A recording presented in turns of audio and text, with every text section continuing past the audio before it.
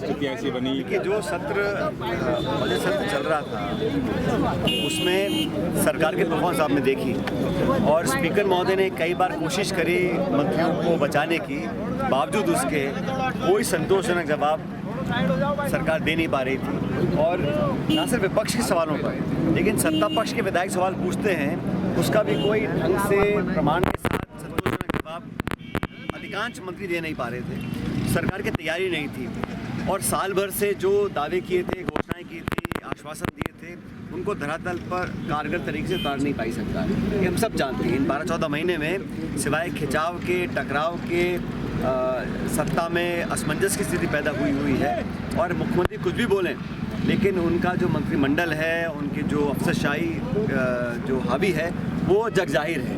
ये सब देख चुके हैं। इसलिए हम लोग तो लगातार सरकार से जवाब मांगेंगे।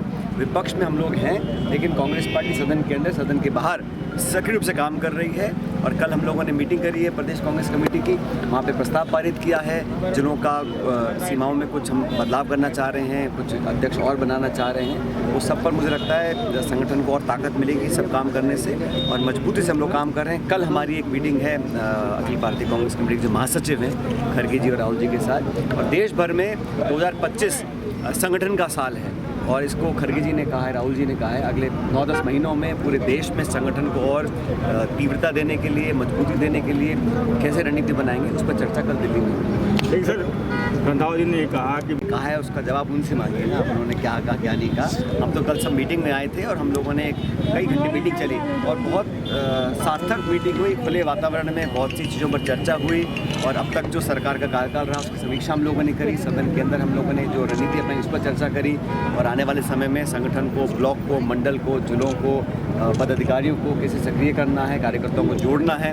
और ये पूरे साल भर हमारे अलग अलग अभियान चलेंगे संगठन को लेकर। उससे हमें लगता है पार्टी को और ताकत। सर, प्रदेश की सरकार को 1 साल बीत चुका, क्या लगता है आपको कि प्रदेश आगे बढ़ रहा है, पीछे जा रहा है या फिर वहीं ठहर गया? इशू यही है आगे पीछे बढ़ने की। तो जनता मेहनती है, हम लोग काम कर रहे हैं, किसान खून पसीना बहाता है, फसल पैदा करता है, छोटे उद्योग भी हैं, सब काम कर रहे हैं। लेकिन जो चुनाव जीतने से पहले वादे किए गए थे उनमें से कितने पूरे हुए हैं? पिछले बजट में 4 लाख रोजगार देने का आश्वासन दिया था, उनमें से कितने दे पाए हैं? और जो बैकलॉग है उसी को नहीं भर पाए यहाँ।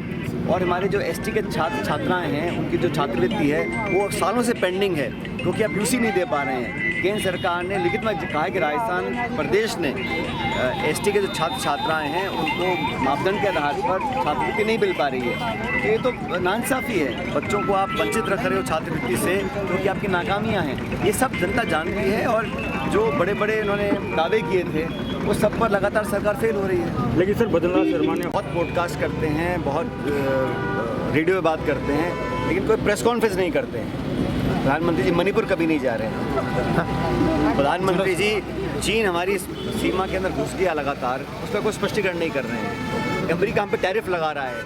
हमारे किसान, हमारे उत्पादक, हमारे जो गरीब जो देशवासी हैं उन पर वो टैरिफ लगाना चाह रहा है।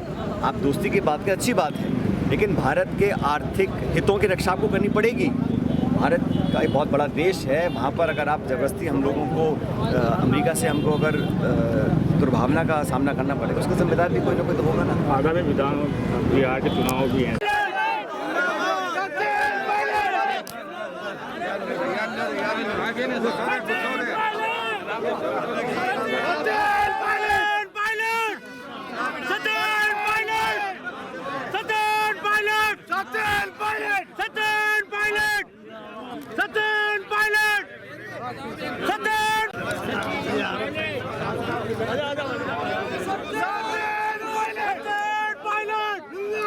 Sachin Pilot!